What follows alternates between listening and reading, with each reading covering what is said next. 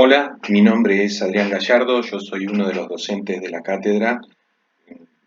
En este caso nos convoca el tema fisiología respiratoria y desafortunadamente por la situación que todos conocen nos tenemos que manejar de esta manera. Va a haber algunas otras vías de comunicación que seguramente vamos a ir haciéndoles saber por sus correos institucionales, algún grupo de WhatsApp o Telegram para mantenernos informados y conectados permanentemente. De modo que les sugiero estén atentos a sus correos institucionales y personales que les llegarán notificaciones de los docentes de la cátedra. Cada una, cada uno de nosotros se comunicará con sus alumnos a los fines de que ninguno de ustedes pierda la oportunidad de formarse y estar al tanto en esta materia. Como les decía, nos convoca el tema fisiología respiratoria y es interesante recordar que gran parte de estos temas que vamos a mencionar el día de hoy, ustedes pueden obtenerlos directamente del libro de Fisiología Respiratoria de West, de Cristancho Gómez también, o les recomiendo un libro que salió hace algún tiempo, su edición en español hasta el día de ayer estaba agotada y las publicaciones en Mercado Libre y sitios similares estaban pausadas, que es el libro de Fisiología Respiratoria de Nun. Es un muy buen libro, algunos gráficos que vamos a ver en esta presentación están sacados de allí. De modo que si pueden acceder a ese libro, yo ampliamente lo recomiendo, es un muy buen libro para leer. Y tienen algunas otras opciones, como el capítulo de fisiología del libro de Guyton, de fisiología respiratoria, o las bases fisiológicas de la práctica médica, que es el libro de Bessie Taylor, también de fisiología. Ha sido un libro que a mí me ha gustado muchísimo leer y que creo que puede aportar un montón, sobre todo para esta ocasión. Ya adentrándonos un poco más en la clase del día de hoy,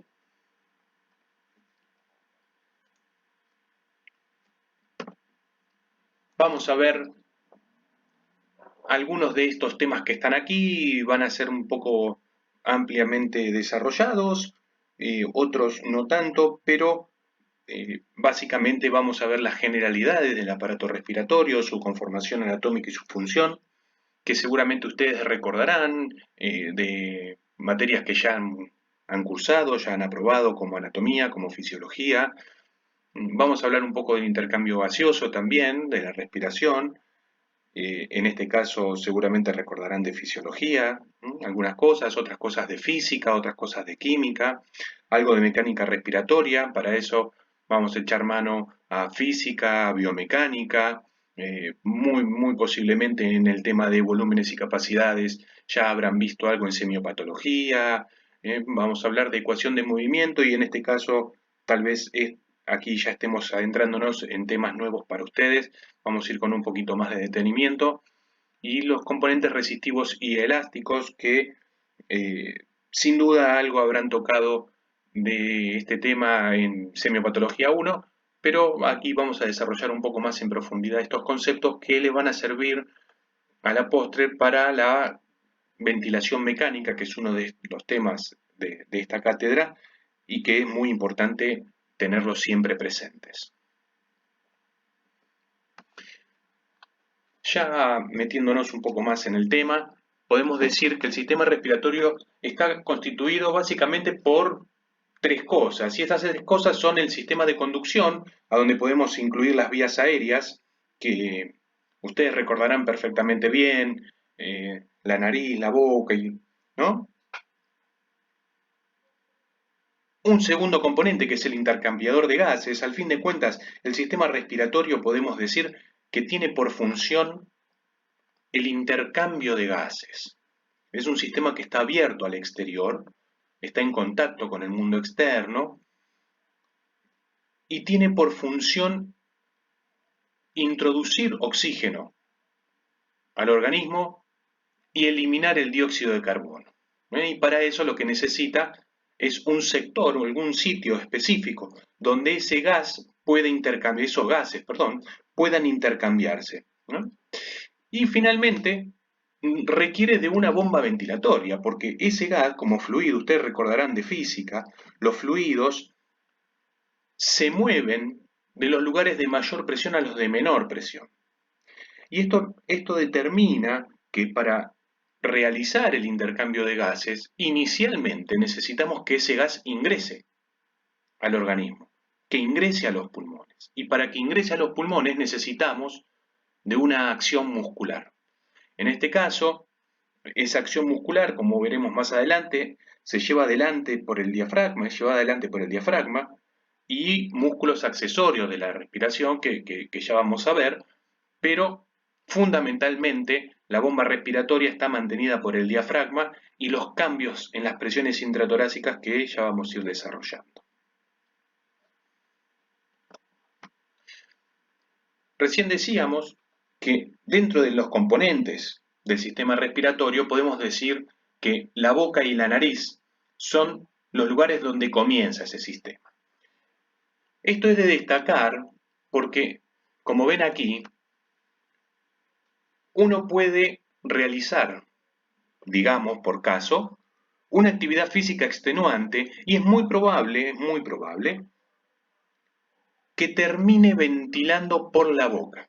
Esto es, que prescinda de la respiración por la nariz y comience a hacerlo por la boca. Y aquí lo que observan es la explicación de esto, siendo esta gráfica la gráfica de la respiración oral en términos de centímetros de agua y de presión que sufre el gas que ingresa y de litros por segundo de respiración de ventilación.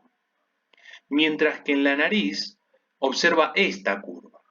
Y de este gráfico se desprende, para explicarlo rápidamente, que la cantidad de presión que realiza el aire cuando ingresa por la cavidad nasal es muy superior, siendo que se va en el eje de las abscisas hacia la derecha, es muy superior, les decía, a la cantidad de presión que sufre la misma cantidad de aire, digamos por caso, 1 litro por segundo, si uno lo respira por la boca. ¿Mm? Y en este sentido, lo que uno puede decir es que es indistinto, vamos a dejarlo en ese punto por ahora, es indistinto la ventilación por la nariz o por la boca con la ganancia de más litros por segundo a igual cantidad de presión si uno respira por la boca. Ahora bien, recuerden, para hacer la aclaración de que es lo mismo o no es lo mismo. Recuerden que la nariz tiene otras funciones. Recuerden que la nariz, las fosas nasales, las coanas, el tracto que tiene que recorrer el aire una vez que ingresa por la nariz es tortuoso respecto del que recorre al ingresar por la boca. Esa característica lo que hace es que el aire se caliente y se filtre mucho más que cuando se ingresa por la boca. Recuerden que un aire, un gas, cuando fricciona, levanta su temperatura, de manera que al respirar por la nariz lo que estamos haciendo es acondicionando el gas para después ser utilizado en las instancias finales de ese árbol traqueobronquial. Ya veremos oportunamente que el punto de saturación isotérmica en el cuerpo se alcanza alrededor de la carina, cerca de la carina, pero esto es siempre respirando por la nariz. En el caso que uno respire por la boca, las condiciones cambian. Cuando hablo de punto de saturación isotérmica, para hacer la aclaración, estoy hablando del punto en el cual la temperatura del gas alcanza la temperatura del cuerpo. Fíjense ustedes que tranquilamente pueden salir a caminar durante una mañana de invierno en un ambiente donde la temperatura sea de 5 grados bajo cero y sin embargo pueden respirar perfectamente bien por la nariz sin que les dé ningún tipo de problema en el sistema respiratorio. Siguiendo, los otros órganos que componen el aparato respiratorio son la faringe, laringe, tráquea, con sus características particulares, su rigidez, constituida por anillos. Recuerden que estos anillos son incompletos, y esto reviste cierta importancia, siendo que el anillo no se cierra en su cara posterior, porque la cara posterior está en contacto directo con el esófago. Y eso va a justificar algunas maniobras que tenemos para el cuidado respiratorio de los pacientes. Por ejemplo, la colocación de un balón esofágico. Por ejemplo. Em, por ejemplo, va a justificar otro cuidado respiratorio, que es el cuidado de balón de neumotaponamiento en los tubos endotraqueales. Tal vez me estoy adelantando un poco, pero es interesante entender que los balones de los tubos, perdón, no pueden tener cierta presión porque corren cierto riesgo de generar fístulas traqueosofágicas, siendo que la cara posterior de la tráquea es de músculo, no son anillos cartilaginosos. Finalmente, el árbol traqueobronquial, del que vamos a hablar un poquito más, y los alveolos, que es donde se genera el intercambio gaseoso.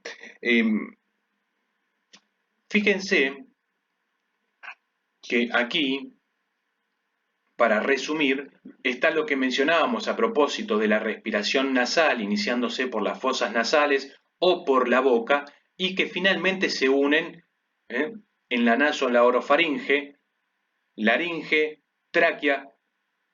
El dibujo intenta simular los cartílagos, los anillos traqueales, con esas pequeñas franjas más oscuras, y los bronquios. Hay aquí un agregado que es lo que mencionábamos como bomba muscular. El diafragma no es la principal característica del dibujo, y sí es esta otra que estoy señalando aquí, donde observamos que los alveolos no son aquel típico modelo bicompartimental que mencionamos siempre, donde se ve un pequeño caño y un pequeño tubito allí, y un alveolo hacia el final, sino que son una especie de racimo de uvas, todas pegadas, comunicadas entre sí. Recuerden que existen los poros de Kohn, los canales de Lambert, los canales de Martins, existe comunicación entre los alveolos, ¿sí? Y esto, además, cuando uno observa este dibujo, puede presuponer que deben existir ciertas zonas donde los alveolos comparten alguna estructura, y estos son los septos interalveolares, ¿no? Ahora, para llegar a esos alveolos, mencionábamos que existe la vía aérea, existe el árbol traqueobronquial. Ese árbol traqueobronquial existen algunas teorías. Esas teorías dicen inicialmente que existe, por ejemplo, en el caso de la A, un tubo que se divide en esos dos componentes posteriores, y ese 2 en 3, ese 3 en 4, y siempre son exactamente iguales. Para ponerlo en términos prácticos, podríamos decir que es la bifurcación, la mitad de lo que venía antes. Esto es, si el tubo tenía una sección de radio de 5 centímetros, pues las dos siguientes serán de 2,5 centímetros cada una, y las que le siguen de 1,25, y así sucesivamente, hasta terminar el árbol traqueobronquial. Sin embargo, hay otra que se forma exactamente al revés. Fíjense que esto comienza con el 1 aquí, con la formación en 1 aquí, y en este caso forma aquí. Pero además presten atención, porque aquí 1 centímetro y 1 centímetro conforman 2, por supuesto. Pero este 3 está conformado porque aquí la bifurcación no necesariamente fue exactamente igual a la anterior. Fíjense que de 3 yo bifurco y termino enviando las 2/3 partes hacia un lado y 1/3 parte hacia el otro. Y esto habla de una asimetría en la división. Esa asimetría es bien característica, determina, entre otras cosas, que el flujo de aire vaya cambiando, que no sea el mismo, que no sea un flujo de aire que se divide en partes iguales y así sucesivamente durante 23 a 29 o 30 generaciones o divisiones bronquiales. Se calcula que aproximadamente las divisiones bronquiales van entre 21 a 23 y 28 a 29 generaciones con algunas variantes entre los distintos seres humanos. Es decir, no necesariamente tiene que ser la variante entre sexos. Puede ser también dentro del mismo sexo algún paciente que se encuentre con, digamos por caso, 24 divisiones y otro paciente que se encuentre con 28 divisiones. Estas son características bien propias de la anatomía. Ustedes seguramente habrán estudiado algunas variantes anatómicas de las distintas regiones corporales. Y así tenemos otras alternativas, pero fíjense que sea cual sea, siempre la división es dicotómica. Y al ser dicotómica representa que uno puede, podríamos decir, representarlo en lenguaje simbólico como un 2 elevado a la potencia 23 o 24 o 25 o 26, dependiendo de la cantidad de divisiones que tenga ese árbol traqueobronquial.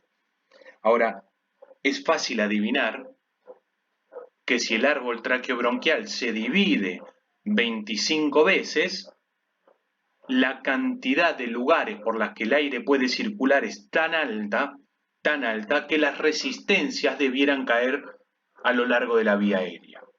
Y en este sentido,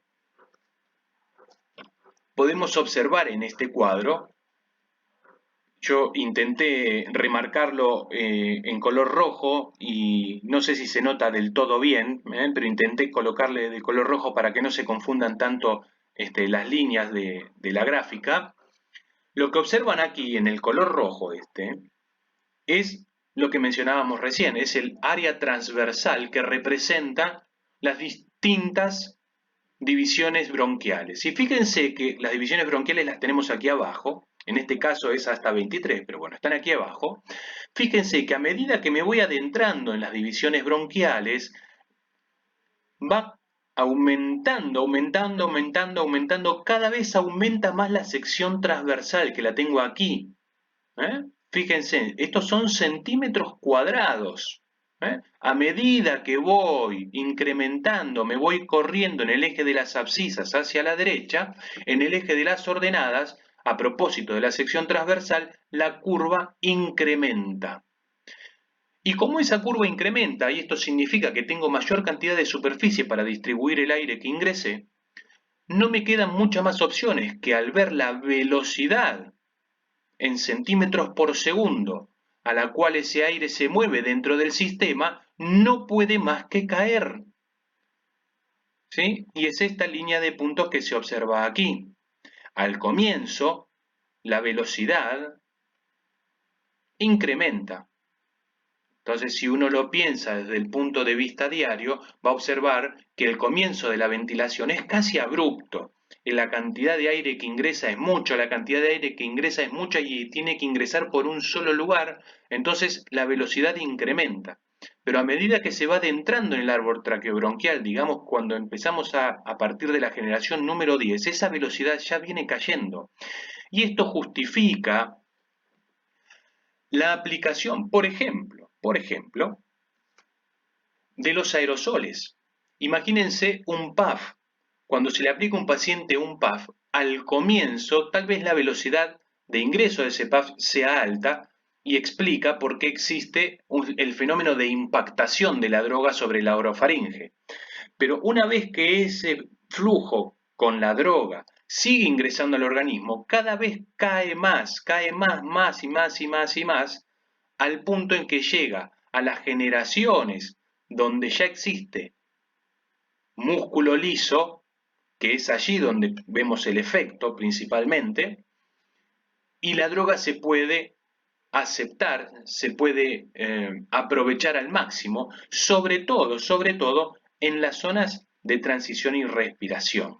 ¿Sí? Fíjense lo que ustedes ven aquí con la letra C, es todo esto, Es todo esto desde la generación 0 aproximadamente hasta la generación 16, que es lo que se llama la zona de conducción. Son lugares donde el aire no hace más que pasar por allí, no existe ningún tipo de intercambio gaseoso allí. Después continúa la zona de transición y finalmente la zona respiratoria, donde tenemos algún intercambio gaseoso. En la zona de transición, en los sacos alveolares que se desprenden de la vía aérea, de ramas de la vía aérea, son pequeños sacos alveolares, muy pequeños, hasta diría que incompletos. Y finalmente la zona respiratoria, donde este intercambio gaseoso se genera. Ahora bien, yo les decía que existe un aumento en la sección transversal de la vía aérea y una reducción de la velocidad a partir de la generación 5 en adelante.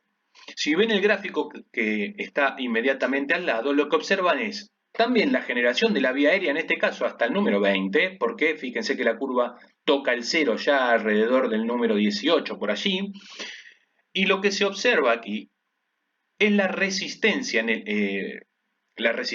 en centímetros de agua sobre litros por segundo, en centímetros de agua por flujo, ¿no? En el eje de las ordenadas. Fíjense cómo al comienzo la resistencia incrementa, y esto coincide con lo que mencionamos del camino tortuoso que debe hacer para pasar por la nariz hasta llegar a la tráquea, y una vez que alcanzó el nivel de la carina y la división de bronquiofuentes y los bronquios lobares, ya comienza a caer la resistencia. La resistencia cae, cae, cae, la resistencia cae, hasta que finalmente no hay resistencia. Fíjense que esto que acabamos de explicar tiene alguna fundamentación fisiológica en este gráfico de la derecha.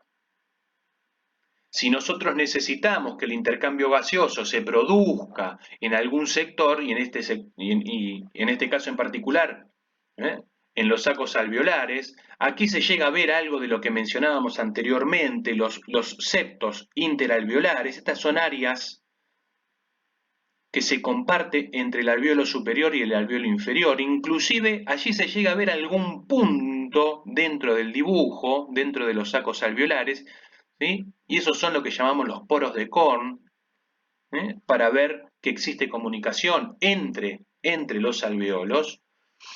Les decía que aquí se realiza el intercambio gaseoso y para eso necesitamos que el aire que ingresa, que el flujo, la partícula de flujo que llega hasta allí disminuya su velocidad a los fines de establecer una presión parcial dentro del alveolo. Presión parcial de un gas en particular, y en este caso lo que necesitamos es de oxígeno. Recuerden que el aire que respiramos está compuesto en su mayor parte por nitrógeno. Siempre que hablemos del aire, estamos hablando del aire atmosférico, y esto es desde el nivel del mar hasta 10 kilómetros de altura, aproximadamente, sobre todo en lo que llamamos la topósfera. Ese aire, les decía, está compuesto por un 78% de nitrógeno, un 20,94% de oxígeno, y como no llega a 21, pero está muy cerca, habitualmente se dice que el 21% es oxígeno, y también tiene dióxido de carbono, pero en este caso la cantidad de dióxido de carbono que tiene es realmente muy poca, se calcula o se computa en 0,032%. Y después también hay otros gases, entre ellos el argón, tal vez el más importante, con 0,93%, aproximadamente 0,94%, no recuerdo con exactitud, y gases raros. Eso es lo que respiramos. Esto es, cada vez que nosotros metemos aire al cuerpo, estamos metiendo esta composición que acabo de explicar. 78% de nitrógeno, casi 21% de oxígeno, 0,032% de dióxido de carbono, 0,93% de argón y otros gases que componen el 0,004% del aire que respiramos. Ese aire necesitamos que tenga un pequeño stop, una pequeña pausa aquí, a nivel del alveolo, a nivel de los alveolos, para que se pueda producir el intercambio gaseoso. Y como ustedes recordarán, ese intercambio gaseoso se produce entre el alveolo y la sangre. Aquí la sangre representada, el capilar venoso con azul y el capilar arterial con rojo. Y esto significa que la sangre venosa, y esto es sangre que tiene baja cantidad de oxígeno en términos de presiones parciales, y lo estamos computando en unos 40 milímetros de mercurio aproximadamente, alto contenido de dióxido de carbono, 46 milímetros de mercurio aproximadamente de presión parcial, llega por esta vía venosa hacia los alveolos y aquí, en presencia de oxígeno, de una alta cantidad de oxígeno que ya veremos son con exactitud 159 milímetros de mercurio, realiza el intercambio gaseoso por diferencias de presión en un mecanismo que podemos llamar de difusión pasiva, sin ningún tipo de gasto de energía. Sencillamente sucede, sencillamente el oxígeno se mueve hacia otro lado de la barrera hematogaseosa por diferencia de concentración, por delta de concentración. Recuerden que dije 159 milímetros de mercurio de presión de oxígeno en el alveolo y 40 milímetros de mercurio de presión parcial de oxígeno en la sangre venosa. Si uno dice que se mueve por difusión pasiva, puede adivinar rápidamente que esa difusión pasiva va a suceder hasta el momento en que las presiones se equiparen. Y esto va a suceder alrededor del 99 más o menos, siendo que un número es 159 y el otro es 40. Entonces ese equilibrio, ese punto de equilibrio se alcanza cerca de los 99 milímetros de mercurio de presión.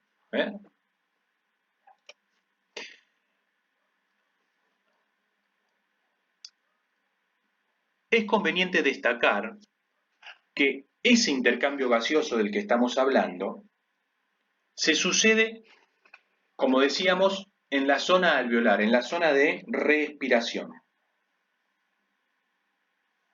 Ahora, la zona de respiración, uno podría decir que es demasiado pequeña, siendo que la vía aérea se bifurca, es dicotómica, se divide entre 21, 23 a 29 veces. Entonces dice, cada vez que se divide debiera ser más pequeño. Y bueno, sí, con mucho criterio uno podría adivinar esto.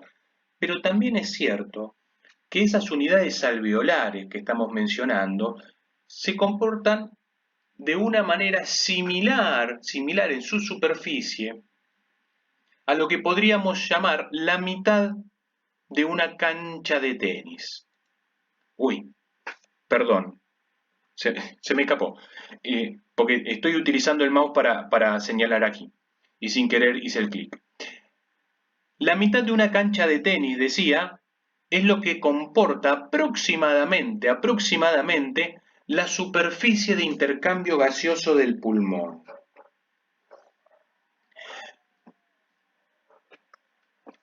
De alguna manera, uno podría decir, es imposible quedarse sin aire.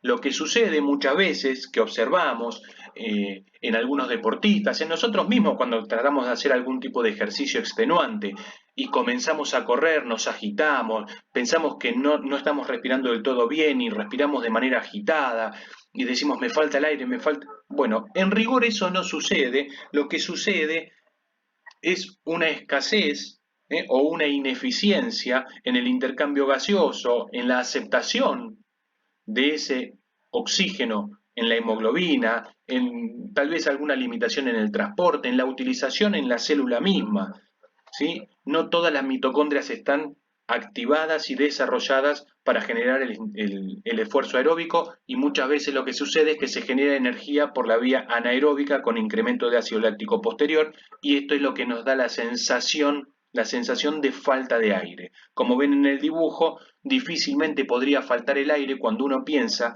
que dentro de su tórax tiene casi media cancha de tenis. Ahora bien, ese intercambio gaseoso se produce, como decíamos recién, por medio de la difusión. Y esa difusión viene dada por lo que llamamos la ley de Fick. Fick decía que esa difusión del gas se va a dar de modo directamente proporcional a la superficie del intercambio gaseoso, es decir, mayor cantidad de superficie, mayor cantidad de intercambio gaseoso. Y esta primera línea va en concordancia con lo que mencionábamos recién de la cancha de tenis. Además, se va a dar ese intercambio gaseoso de manera lineal con la diferencia de presión. Y esto significa que a mayor presión de un lado de la barrera y menor presión del otro lado de la barrera, más va a existir ese intercambio. Es decir, cuanto mayor es la diferencia que hay entre uno y otro lado de la barrera, mayor va a ser el intercambio. Y por supuesto, si la barrera hematogaseosa se ve incrementada, por el motivo que sea, podemos mencionar unos cuantos motivos, fibrosis pulmonar, digamos, por caso, ¿no? Ese intercambio gaseoso se va a ver levemente reducido de acuerdo al espesor de esa membrana, de modo que es inversamente proporcional. Después hay otras características, y esto es que depende también de la solubilidad que ese gas tiene para pasar a uno al otro lado de la membrana, y también de modo inversamente proporcional a la raíz cuadrada de su peso molecular. Como ven aquí, este es el bueno de Fick, quien redactó las líneas que acabamos de mencionar, y lo que tenemos aquí para explicar esto que veníamos mencionando es sencillamente una gráfica, un esquema bastante simplificado respecto a lo que habíamos visto anteriormente a propósito de la admisión venosa, el flujo venoso en el alveolo, y cómo se va del alveolo, en este caso con otro color. Recuerden que habíamos mencionado el color azul para la sangre venosa, el color rojo para la sangre arterial, y cómo cambia el color una vez que pasa por el alveolo, que está en contacto con el alveolo. Se calcula aproximadamente que la sangre está en contacto con el alveolo más o menos por allí 0,6, 0,7 de segundo.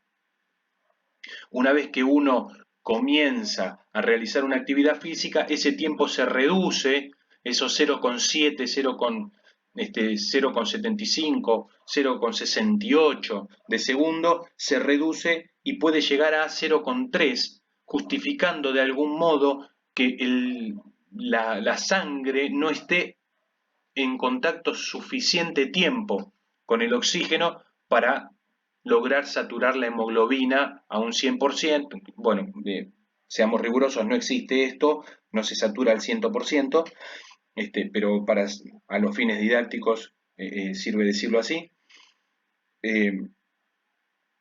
Está en poco tiempo en contacto con la sangre ese oxígeno, y la sangre no sale del todo oxigenada, y de algún modo eso limita también el esfuerzo. Ahora, también existe, y esto vale la pena aclararlo, lo que llamamos el espacio muerto y el shunt. Imagínense que este proceso que acabamos de describir, donde el aire se coloca en contacto con la sangre y existe el intercambio gaseoso y el oxígeno pasa hacia la sangre, y de la sangre hacia el alveolo pasa el dióxido de carbono y posteriormente se expulsa. Esto no sucede en todo el pulmón. Existe en algunos lugares lo que llamamos espacio muerto, y en otros lugares existe lo que llamamos shunt o cortocircuito. Para explicar el primero, podríamos decir que el espacio muerto es todo aquel sector del sistema respiratorio que está ventilado, pero no está perfundido. Entonces podemos rápidamente adivinar que espacio muerto se le llama a toda la vía aérea de conducción, es decir, las primeras 16 generaciones, por ejemplo.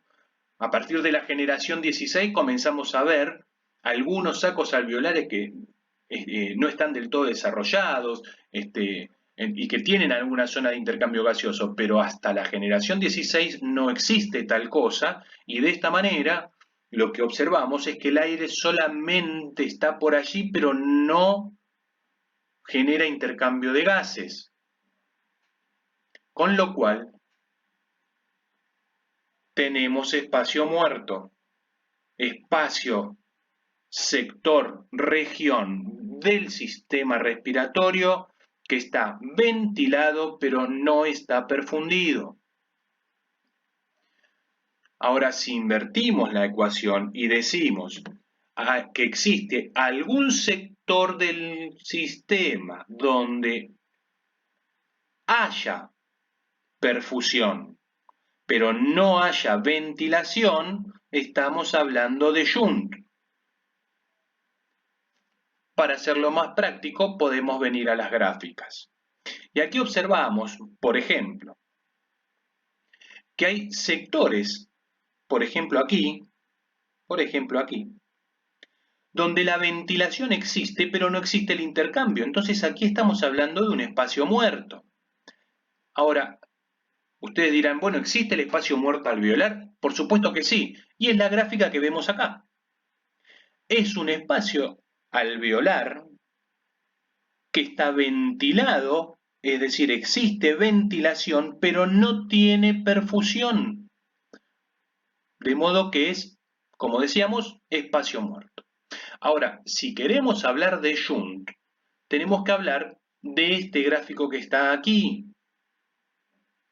Fíjense, en este caso, esto termina por cerrarse, esta rama del árbol termina por cerrarse, este alveolo queda completamente aislado de la ventilación, pero sin embargo sigue estando perfundido, con lo cual no existe intercambio gaseoso, la sangre venosa pasa por allí, pero no termina nunca de generar el intercambio gaseoso adecuado, con lo cual la coloración con la que se retira no es roja, como sí lo es en este caso, sino más bien azul, y eso determina que exista contenido muy similar al contenido venoso. Y esto es lo que se llama shunt. Sectores del aparato respiratorio que están perfundidos, pero no les llega la ventilación. Siguiendo en este tema, les recomiendo, aquí hay un trabajo, tiene algunos años, tiene unos 5 años más o menos, en noviembre del 2014. Les recomiendo leer esto, es un amigo, Gastón, un amigo que hicimos de la práctica profesional. En este trabajo, en este artículo, menciona junto con otras dos personas muy conocidas, con Luis Blanch y Lucangelo, mencionan las características de la ventilación, ¿bien? Y menciona justamente esto que estábamos hablando recién a propósito del espacio muerto, que muchas veces sucede la caída de la perfusión, por ejemplo, o la caída de la ventilación y las diferencias que debiera ocurrir cuando de lo normal que tenemos aquí, en la figura A, siendo ventilación la línea completa y la línea de puntos siendo la perfusión, observen que existe prácticamente una igualdad, casi están una superpuesta a la otra. Si uno mantiene la ventilación, pero por algún motivo la perfusión cae, por el motivo X, podemos discutirlo en otro momento, esto más adelante cuando hablemos algo sobre cardiovascular, la perfusión cae comienza a darse lo que se llama un espacio muerto en serie, que es esto que ven aquí abajo, o espacio muerto en paralelo, y esto es este pedacito que se ve aquí en celeste. Recuerden que, de acuerdo a este esquema, debiera existir todo esto de ventilación y de intercambio gaseoso inflado por ventilación del alveolo, y en este caso se ventila un poco menos o se ventila igual. Para ser rigurosos con el gráfico que estamos mostrando, se ventila igual, pero como cae la perfusión, una parte de esa ventilación no alcanza para realizar el intercambio gaseoso, y eso es lo que llamamos el espacio muerto en paralelo, que se observa aquí de color celeste. Para ir resumiendo, podemos decir entonces que existe un espacio muerto donde alguna cantidad de aire que tomé no realiza intercambio gaseoso. Si consideramos aproximadamente un volumen corriente o volumen tidal, y esto es la cantidad de aire que se ventila en una ventilación normal, en reposo, podemos decir que si consideramos 500 mililitros, más o menos se calculan 500 mililitros para una persona de 70 kilos, existe una parte que se queda en el espacio muerto. Esa parte se calcula aproximadamente en un 30%. Fíjense que BD en este caso significa volumen muerto, y esto es el volumen que queda en este espacio muerto, es del 30%, 150 mililitros, de 500. Con lo cual, podemos decir que la ventilación alveolar que finalmente realiza el intercambio gaseoso, o para ser más estrictos, está dispuesta para el intercambio gaseoso, lo que no significa que siempre lo realice, es solamente de 350 mililitros. Uno ventila 500, pero lo efectivamente utilizable es 350. Ahora, si se realiza alguna ecuación respecto de la cantidad de veces que uno respira en un minuto, puede decir que si respira 12 veces,